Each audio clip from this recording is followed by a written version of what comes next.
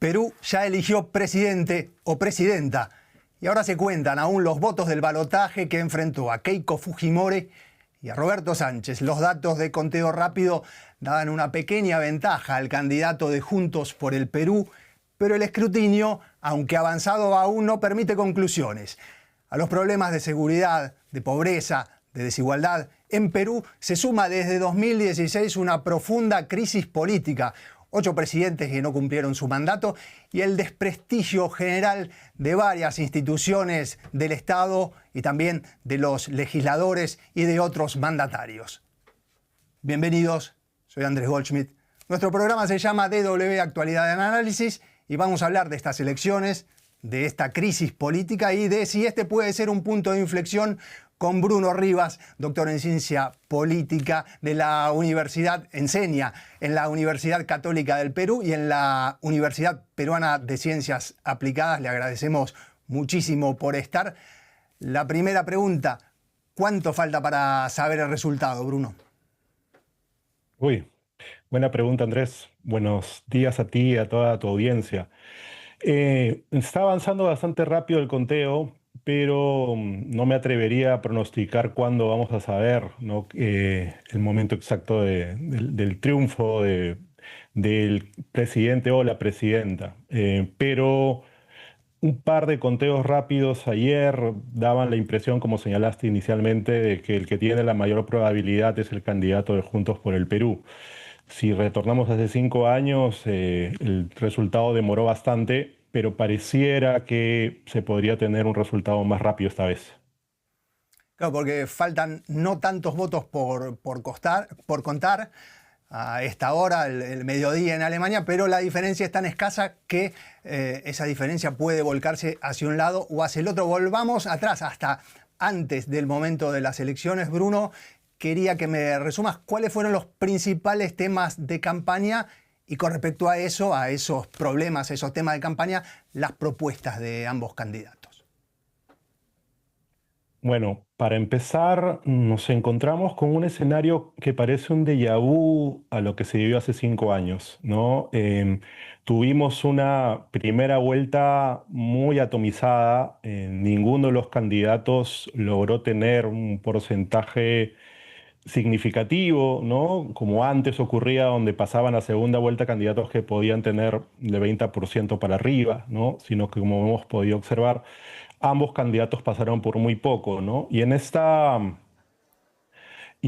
elección se volvió a dar lo que ocurrió, como te decía, hace 5 años, de encontrarnos con dos candidatos que representaban al populismo, ¿no? o a los extremos de la izquierda y la derecha, ¿no? Por un lado, Keiko Fujimori buscando reivindicar una vez más al gobierno de su padre con esta idea de regresar el orden al país, ¿no? En un contexto, como señalas bien, de criminalidad, ¿no? Y bueno, y con una economía que no está creciendo a la velocidad con la que se crecía antes. Y por otro lado, desde la otra, o sea, esa reivindicación es una reivindicación también que viene desde el populismo de derechas, ¿no? Mientras que por el otro lado tenemos un populismo de izquierdas, de un candidato que literalmente se puso el sombrero de Pedro Castillo, ¿no? En el sentido de presentarse como una especie de heredero, y planteando, ¿no? Algunas reivindicaciones de izquierda, ¿no? Como asamblea constituyente, ¿no? Una reivindicación al Perú profundo y una promesa también de amnistía de Pedro Castillo, de liberación, ¿no? Ahora bien, en esta segunda vuelta, los candidatos tuvieron también que buscar alianzas, ¿no? En ese sentido, Roberto Sánchez buscó una especie de moderación. No sé si buscó o si lo buscaron, ¿no? Los partidos de izquierda, pero más tirados para el centro. Mientras que en el caso de Keiko Fujimori, ella mantuvo un discurso ligado, como decía, con la reivindicación al voto de su padre, y por otro lado con esta idea de regresar y volver a traer el orden en un contexto que ella planteaba de caos. Sí, particularmente esto que vos planteabas, un candidato o una candidata que reivindica a Fujimori, pero el legado que reivindica el otro candidato tampoco está exento de controversias. Pero vamos a quedarnos en Keiko Fujimori, que incluso en su plataforma electoral reivindica, decíamos, el legado de su padre, un gobierno que se recuerda por el autogolpe, por la corrupción, por las violaciones a los derechos humanos. Sin embargo, ayer la hija de Fujimori fue votada por aproximadamente la mitad de los peruanos. No sabemos si la mitad más uno o menos, si alcanzará. Entonces la pregunta, ¿qué es el fujimorismo hoy? ¿Se aparta al menos de esa faceta de violaciones de los derechos humanos, de autoritarismo, etcétera, o también es reivindicativa de esa etapa en ese sentido? Bueno, para empezar, en el Perú el siglo XX se explicó a través de un partido, que es el APRA, ¿no? El siglo XXI yo diría que se explica a través de lo que ha sido el fujimorismo en los 90, ¿no? Lo querramos o no, el fujimorismo ha sido un partido presente en todo lo que va del siglo, ¿no? Liderado por Keiko Fujimori. ¿Qué representa? Bueno, en otras elecciones, Keiko Fujimori buscó desmarcarse un poco de su padre, no lo logró. Desde la última elección buscó una especie de reconciliación con el fujimorismo puro y duro, ¿no? Un fujimorismo para el cual el avance económico y el combate al terrorismo fueron de alguna manera bases importantes del legado del fujimorismo. Pero como tú señalabas muy bien, al mismo tiempo se tuvo un autogolpe de Estado, un tema de corrupción muy importante, violaciones de los derechos humanos. En el caso de la campaña, esta campaña ha sido muy corta, ¿no? Y ha tenido que ver con, al menos la segunda vuelta ha sido muy corta y ha tenido que ver por las acusaciones de otro candidato de un supuesto fraude y que llevó a que el conteo demorara bastante. Entonces, eso ha dado pie a que tengamos una campaña de aproximadamente 2 semanas, donde el tema de derechos humanos no ha sido muy tocado por los candidatos.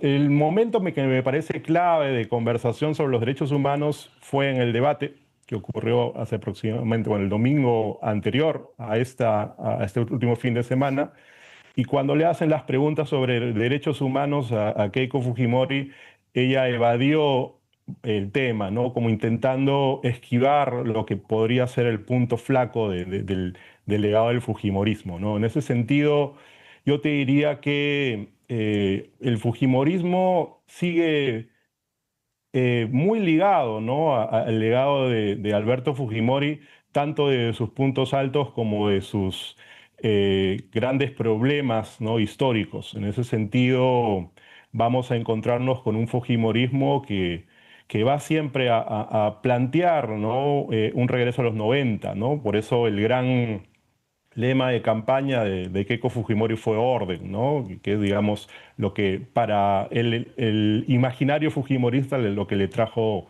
el fujimorismo al Perú. Y en cuanto al otro candidato, a Roberto Sánchez, estamos hablando, lo reiteramos, con Bruno Rivas, politólogo que nos acompaña desde Lima.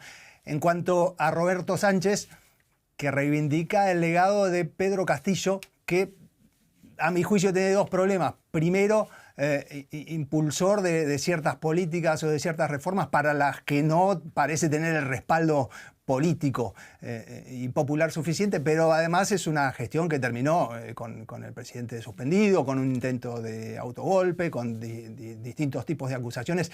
¿Cómo maneja Roberto Sánchez? ¿Cómo lo calificarías a él en sus políticas, y cómo maneja ese legado de Pedro Castillo? Sí, en el caso de Roberto Sánchez, yo diría que todavía es más una incógnita que una realidad, ¿no? Lo que se ha podido observar, por lo menos de su trayectoria política, que es un sujeto muy pragmático, ¿no? En el sentido de que él empieza su carrera política desde un partido más vinculado a la socialdemocracia, ¿no? Muy alejado a la imagen con la que se le asocia actualmente, que es esta imagen de izquierda radical. Él forma parte, ¿no?, del Partido Humanista, que era un partido, como te decía, socialdemócrata. De allí se da una serie de alianzas de ese partido con lo que es ahora JPP, ¿no?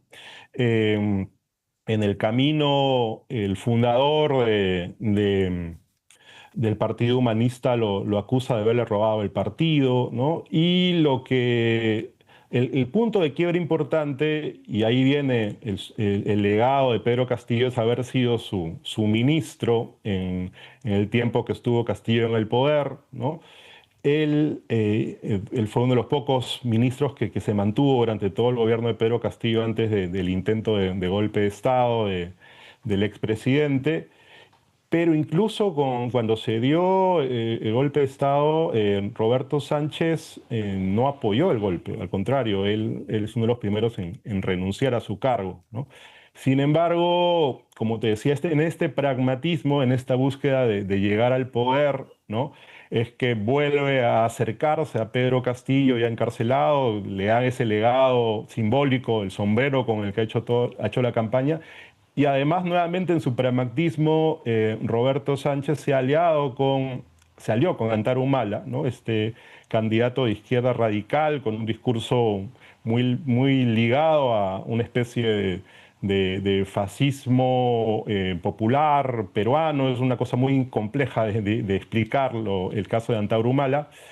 Y es en base a estas dos alianzas que él logra obtener el porcentaje para llegar a segunda vuelta. Y que en Perú es muy común que los candidatos para llegar a segunda vuelta apuesten por irse a los extremos, ¿no? Buscando obtener un balotaje lo suficiente para llegar a segunda vuelta. Y en la segunda vuelta, lo que han hecho varios partidos de izquierda cuando han llegado es ya intentar moderarse. En ese sentido, eso, como te señalaba también al inicio, lo que encontrábamos con Roberto Sánchez es que había un acercamiento en estas últimas semanas con los partidos más de izquierda, más pegados al centro, ¿no? Desaparece, por ejemplo, la figura preponderante de Antauro Humala, que había sido clave en la primera vuelta.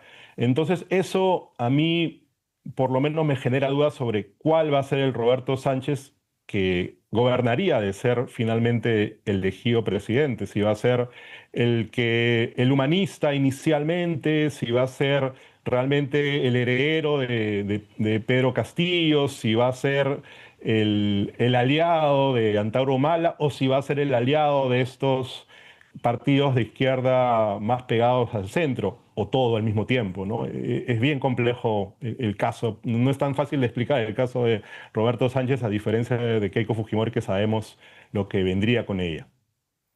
Sí, mientras pasaban las imágenes, mientras nos contaba esto Bruno Rivas, tuve que mirar un poquito más cerca porque pensé que habían puesto a Pedro Castillo saludando desde el balcón, pero no, era justamente el candidato Roberto Sánchez con el sombrero característico de Pedro Castillo. Recordamos, y lo mencionaba Bruno Rivas, la primera vuelta con una dispersión absoluta. El candidato que sacó mayor cantidad de votos, Keiko Fujimori, no llegó, creo, al 18%.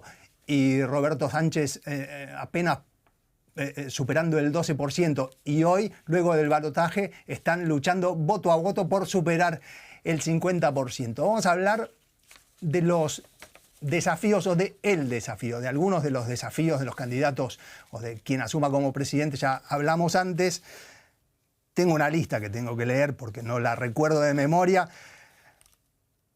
Luego de Humala, que fue el último presidente que completó su mandato en 2016, tenemos a Pedro Pablo Kuczynski, PPK, duró año y pico en el cargo, estuvo preso. Martín Vizcarra, 2 años, casi 3, estuvo preso. Manuel Merino, 5 días. Francisco Sagasti no llegó al año. Pedro Castillo, de él hablamos, 1 año y 100 días, preso. Dina Boluarte, 2 años y 10 meses. José Gerí, 130 días. Y lleva 100 días José María Balcázar. Por eso decimos que el primer desafío será sobrevivir políticamente. Bruno, ¿cómo pensás o cómo piensan los candidatos superar este desafío? Sí, lo que señalas también tiene que ver con un Congreso peruano que ha ido ganando cada vez más fuerza y particularmente también en este último quinquenio se han hecho muchos cambios que le han permitido al Congreso fortalecerse, ¿no? En el sentido, por ejemplo, de que ya el presidente no puede disolverlo, ¿no? Que antes teníamos esta figura donde el Poder Ejecutivo y el Poder Legislativo se miraban las caras a ver quién cerraba al otro o quién vacaba al otro, ¿no? Esa situación probablemente ya no va a ocurrir, ¿no? En el caso, y además estamos pasando, ¿no? De un Congreso unicameral a un Congreso bicameral después de muchos años, desde los 80 que no teníamos dos cámaras, ¿no? Bueno, en realidad inicios de los 90, ¿no? De ahí la Constitución se reforma en el 93, ¿no? Y ahí es donde empezamos a tener este Congreso unicameral. Bueno, en esta figura, haciendo las cuentas, Keiko Fujimori sí tiene, digamos, una posibilidad de soporte, tanto en la Cámara de Diputados como en el Senado, ¿no? En el sentido de que eh, se puede aliar con el otro partido de derecha, también podríamos ubicarlo en el extremo y poder mantenerse en el poder. No es el mismo caso de Roberto Sánchez, que sí tendría que hacer negociaciones con varios partidos para poder sobrevivir, como tú señalabas, ¿no? Entonces, en ese sentido, Roberto Sánchez pende más de un hilo, ¿no? Va a tener que a ejecutar medidas que eviten que esté ante el peligro de ser vacado y que le ocurra algo similar a presidentes anteriores. Obviamente este es un estado de inestabilidad que no es favorable para la democracia peruana, pero es lo que tenemos, ¿no? Y lamentablemente nada indica que las cosas vaya a cambiar, especialmente si es que gana la izquierda. De manera que este intento de superar ese estado, llamémoslo, de Weimar, con características andinas, que es esta dispersión en el Congreso, aunque fue morigirada la situación. Hoy nos contabas en la Cámara de Diputados hay 6 partidos apenas. ¿Crees que de por sí, desde el punto de vista de la estructura institucional, no va a dar de por sí más estabilidad, va a tener que ser parte de algún pacto explícito para dar continuidad al proceso que se inicie a partir de la asunción del nuevo presidente?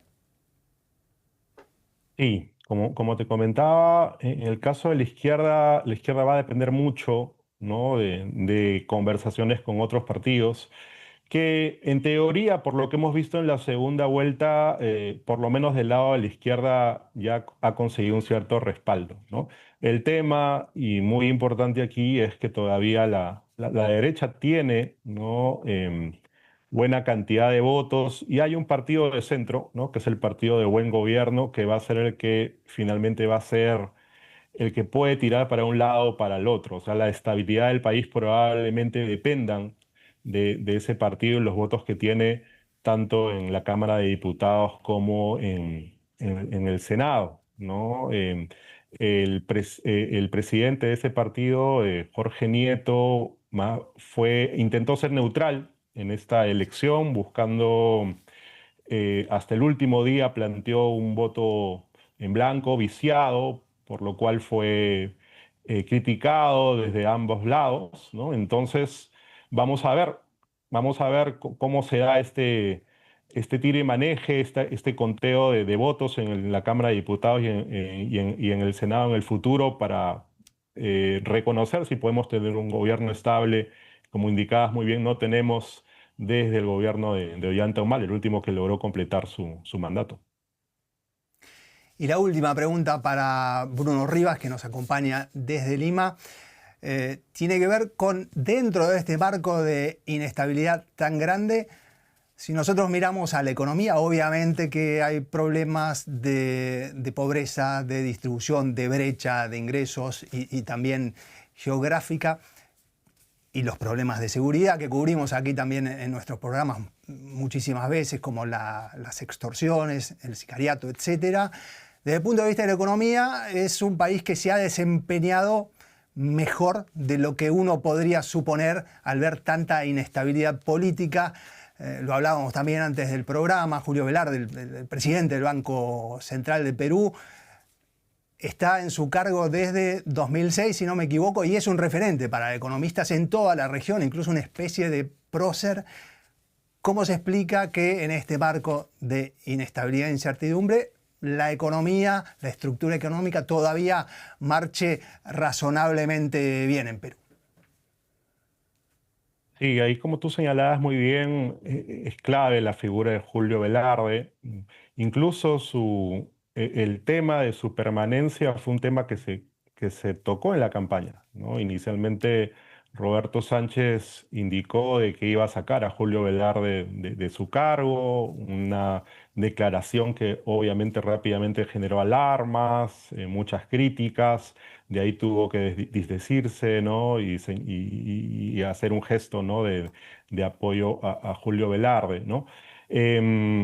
Esta independencia que ha tenido el Banco Central de Reserva, las decisiones ejecutivas, ¿no? Más allá de que el Ejecutivo puede colocar algunos miembros en el BCR, ha sido un organismo que ha funcionado como una isla de eficiencia, ¿no? No podemos explicar el caso peruano si no hablamos de la independencia del BCR, ¿no? En ese sentido, em, también ha sido un tema de discusión, ¿no? La no intervención del Poder Ejecutivo en el Banco Central de Reserva. Ahora, un tema es que ya Julio Velarde está cerca de la edad de retiro, entonces la gran pregunta es quién lo va a suceder, ¿no? O sea, porque el señor tampoco va a estar para siempre en el cargo, ¿no? Entonces, ahí es donde la preocupación entra, ahí es donde no sabemos cuál va a ser el futuro.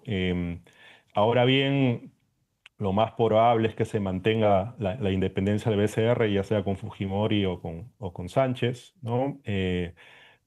Pero nuevamente la buena economía del Perú obedece, ¿no? a este buen manejo de este personaje y de esta institución. Bien, y esta fue la última pregunta, lo vamos dejando. Si seguimos hablando, con mucho gusto lo haría. Puede ser que se sepan los resultados definitivos y tenemos que empezar el programa de nuevo. Así que nos despedimos acá de Bruno Rivas, doctor en Ciencia Política, que enseña, es docente en la Universidad Católica del Perú, la Pontificia Universidad Católica del Perú, y en la Universidad Peruana de Ciencias Aplicadas. Esto fue DW Actualidad en Análisis. Nos pueden seguir, como siempre, en todas nuestras redes sociales, ahora también en TikTok y también en formato de podcast. Mi nombre es Andrés Goldschmidt. Muchas gracias, Bruno, nuevamente, y ustedes. Hasta la próxima. Muchas gracias, Andrés.